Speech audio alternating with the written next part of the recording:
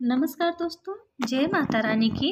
जय श्री हरि विष्णु, जय माँ लक्ष्मी। प्रिय भक्तों, आज हम आपके लिए एक अत्यंत पावन और हृदय को भक्ति से भर देने वाली कथा लेकर आए हैं।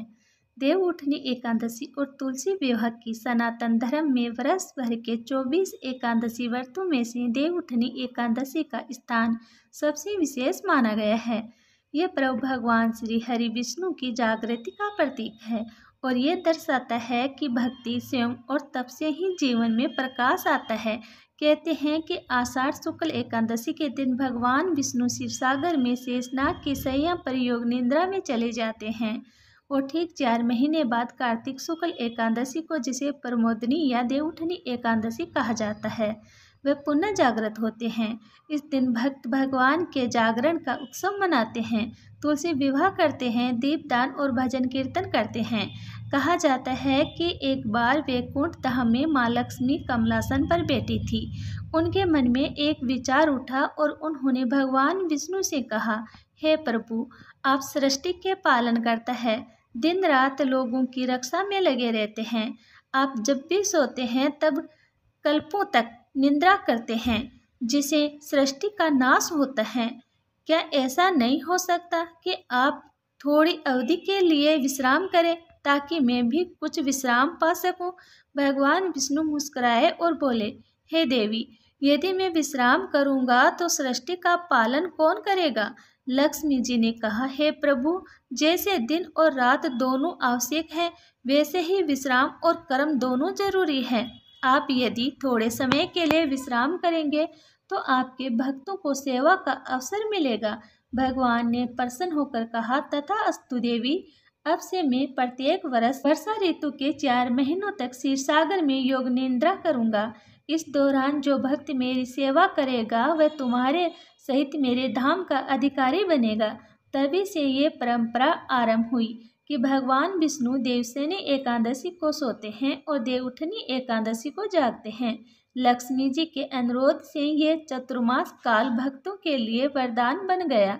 जब हर पूजा और व्रत का पुण्य लाखों गुना बढ़ जाता है, यह वही शुभ अवसर है जब स्वयं भगवान विष्णु 4 महीने की योग निद्रा के बाद जागते हैं और समस्त ब्रह्मांड में पुनः शुभ कार्यों का आरंभ होता है। आइए भक्तों, मन से सुनते हैं ये दिव्य कथा जो हमें धर्म, प्रेम और भक्ति का सार समझाती है।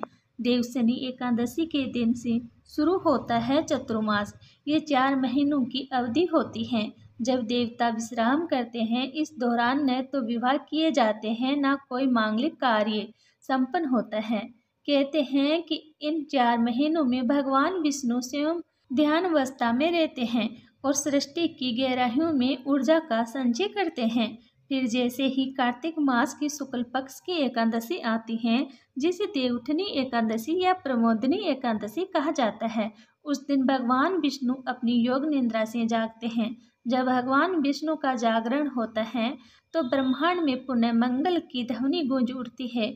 देवता, ऋषि, गंधर्व, अप्सराएं सभी उनका स्वागत करते हैं और कहते हैं, उठो देव, देवकी नंदन, उठो गोविंदा, माधव उठो, दीन दयाल प्रभु, अब जग में मंगल हो। इस दिन व्रत करने से शस्त्र यज्ञों के समान पुण्य प्राप्त होता है। भक्त प्रांत काल स्नान कर तुलसी दल से भगवान विष्णु का पूजन करते हैं, दीप जलाते हैं और ओम नमो भगवते वासुदेवाय का जाप करते हैं। कहते हैं कि इस दिन भगवान विष्णु के जागरण के साथ ही सारे मांगलिक कार्य पुनः प्रारंभ हो जाते हैं। वर्ष 2025 में देवउठनी एकादशी का पावन पर्व 1 नवंबर शनिवार को मनाया जाएगा। इस दिन भगवान विष्णु के जागरण का शुभ समय रहेगा और तुलसी विवाह का मंगल पर्व भी मनाया जाएगा, क्योंकि कई स्थानों पर रविवार को तुलसी विवाह नहीं किया जाता है। इसलिए कुछ परिवार 3 नवंबर सोमवार को तुलसी विवाह संपन्न करेंगे। इस प्रकार तीनों तिथियों में अपने कुल की परंपरा के अनुसार तुलसी विवाह किया जा सकता है। अब जानते हैं भक्तों कि तुलसी विवाह का महत्व क्या है और ये क्यों मनाया जाता है। पुराणों में वर्णन है कि एक बार भगवान विष्णु ने असुर शंखचूड़ का वध किया। शंखचूड़ की पत्नी थी देवी तुलसी, जो अत्यंत पतिव्रता और धर्मनिष्ठा वाली थी। उन्होंने भगवान से प्रार्थना की, हे प्रभु, आपने मेरे पति का वध धर्म की रक्षा के लिए किया है, किंतु मेरे पतिव्रत का क्या? तब भगवान विष्णु ने कहा, हे तुलसी, तुम अत्यंत पवित्र हो। आज से तुम्हारा स्थान मेरे हृदय में होगा। तुम्हारा स्वरूप मेरे पूजन में सबसे श्रेष्ठ माना जाएगा और तुम्हारा विवाह मेरे ही स्वरूप शालिग्राम से होगा। तभी से हर वर्ष देवउठनी एकादशी के दिन या उसके अगले दिन तुलसी विष्णु विवाह का आयोजन किया जाता है। इस दिन तुलसी को दुल्हन की तरह सजाया जाता है। लाल चुनरी, चूड़ियाँ, सिंदूर और बिंदी से उनका श्रृंगार किया जाता है। शालिग्राम जी को वर के रूप में पीले वस्त्र और पुष्पों की माला से सजाया जाता है। विवाह के समय वेद मंत्रों, आरती और भजन के साथ तुलसी विष्णु का विवाह संपन्न होता है। भक्त जय श्री तुलसी माता और जय श्री गोविंद के भजन गाते हुए इस पावन विवाह में सम्मिलित होते हैं। ऐसा माना जाता है कि इस दिन जो भी तुलसी विष्णु का विवाह करवाता है उसके घर में सदा लक्ष्मी कृपा बनी रहती है। तुलसी विवाह के अवसर पर महिलाएं उपवास रखती हैं, मंदिरों में दीप दान करती हैं और उठो देव देवकी नंदन का गीत गाती हैं। देवउठनी की रात को विशेष पूजा की जाती है। शाम के समय भगवान विष्णु की मूर्ति के आगे दीपक जलाया जाता है और तुलसी माता के पास खड़े होकर भक्त कहते हैं, उठो देव देवकी नंदन, उठो गोविंदा, 4 मास की निद्रा पूरी हुई, अब मंगल कार्य आरंभ करो। फिर तुलसी माता की आरती की जाती है, प्रसाद चढ़ाया जाता है और दीप माला से घर के आंगन को सजाया जाता है। ये दीपदान भगवान विष्णु के जागरण का प्रतीक है। जब देवता उड़ते हैं तो सृष्टि में नई ऊर्जा का संचार होता है। इसी दिन से विवाह, गृह प्रवेश, यज्ञ, कथा, पूजन आदि शुभ कार्यों का आरंभ किया जाता है। तुलसी विवाह का आध्यात्मिक अर्थ भी अत्यंत गहरा है। ये केवल एक अनुष्ठान नहीं बल्कि आत्मा और परमात्मा के मिलन का प्रतीक है। तुलसी माता भक्ति का स्वरूप है और भगवान विष्णु परमात्मा का। जब दोनों का मिलन होता है तो भक्त के जीवन में भी ईश्वर से प्रेम और भक्ति का संगम होता है। तुलसी विवाह हमें सिखाता है कि सच्चा विवाह केवल शरीर का नहीं बल्कि आत्मा का होता है, जो प्रेम, समर्पण और श्रद्धा से जुड़ा होता है। इस दिन तुलसी की पूजा करने से सभी पाप नष्ट होते हैं और जीवन में सुख समृद्धि आती है। भक्तों, ध्यान रहे कि तुलसी माता को कभी भी रविवार या द्वादशी तिथि में नहीं तोड़ा जाता। इसलिए अगर इस बार रविवार को विवाह का दिन आ जाए तो सोमवार को तुलसी विवाह किया जा सकता है। भगवान विष्णु के जागरण और तुलसी विवाह के इस पर्व को पूरे भारतवर्ष में अत्यंत श्रद्धा और उत्सव से मनाया जाता है।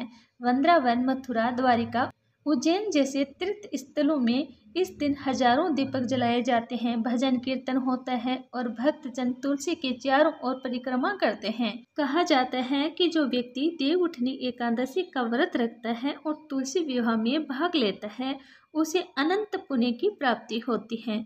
उसके जीवन से दरिद्रता, कलेश और नकारात्मकता समाप्त हो जाती है और घर में सुख, शांति और वैभव का वास होता है। तुलसी माता स्वयं लक्ष्मी जी का ही एक रूप है, इसलिए उनके पूजन से घर में धन धान्य की वृद्धि होती है। आध्यात्मिक दृष्टि से देखा जाए तो जब भगवान विष्णु योग निद्रा से उठते हैं तो वह हमें ये संदेश देते हैं कि जीवन में विश्राम का भी महत्व है, लेकिन उसे बड़ा महत्व है पुण्य जागने का, पुण्य कर्म में लगने का, पुण्य धर्म के मार्ग पर चलने का। तुलसी विवाह का अर्थ है ईश्वर से अपने संबंध को फिर से नवीकृत करना, अपने भीतर की भक्ति को पुनः जागृत करना। इस दिन तुलसी के पौधे के पास बैठकर अगर आप मन ही मन यह संकल्प ले कि हे प्रभु, जैसे आपने 4 महीने बाद संसार में शुभता का आरंभ किया वैसे ही मेरे जीवन में भी एक नई शुरुआत करें, तो यह एकादशी आपके जीवन में परिवर्तन ला सकती है। भक्तों, ये केवल तिथि नहीं बल्कि भक्ति का उत्सव है। जब आप इस दिन भगवान विष्णु और तुलसी माता की आरती करें तो पूरे हृदय से कहे, जय श्री हरि, जय तुलसी माता, जय श्री विष्णु भगवान, क्योंकि यही वह क्षण है जब भगवान स्वयं आपके घर में शुभता लेकर आते हैं। भक्तों, अब हम सुनेंगे देवउठनी एकादशी की दूसरी कथा। प्राचीन समय की बात है जब धरती पर राजा बलि नामक असुर राज अत्यंत पराक्रमी दानवीर और धर्मनिष्ठ था। यद्यपि वह असुर कुल में जन्मा था, फिर भी उसका हृदय देवताओं से अधिक धार्मिक और न्यायप्रिय था। उसके दान और तपस्या के बल पर तीनों लोगों में उसका प्रभाव फैल गया था। देवता चिंतित हो उठे क्योंकि बलि ने अपने पराक्रम से स्वर्ग तक जीत लिया था। तब सभी देवता भगवान विष्णु के शरण में पहुँचे और बोले, हे प्रभु, राजा बलि अत्यंत बलशाली हो चुका है। उसने इंद्रलोक तक जीत लिया है। अब धर्म की रक्षा का कोई उपाय कीजिए। भगवान विष्णु मुस्कुराए और बोले, देवताओं, जब तक वह अधर्म नहीं करता मैं उसका विनाश नहीं कर सकता, परंतु धर्म की स्थापना हेतु मैं स्वयं एक लीला रचूंगा। इसके बाद भगवान ने वामन अवतार धारण किया। एक सुंदर तेजमय बाल ब्राह्मण के रूप में उन्होंने कमंडल छत्र और कुश धारण किए और महर्षि कश्यप और अदिति के पुत्र के रूप में प्रकट हुए। जब उनका जन्म हुआ तो ब्रह्मांड में दिव्य प्रकाश फैल गया। सभी देवताओं ने उनका स्वागत किया और उन्हें प्रणाम किया। देव माता अदिति ने कहा, वंश, तुम स्वयं नारायण हो, अब जाकर धर्म की रक्षा करो। वामन रूप में भगवान विष्णु यज्ञ भूमि की ओर चल पड़े जहाँ राजा बलि महान यज्ञ कर रहे थे। जैसे ही वामन देव उस यज्ञ में पहुंचे, सभी ऋषि मुनि विस्मित हो गए।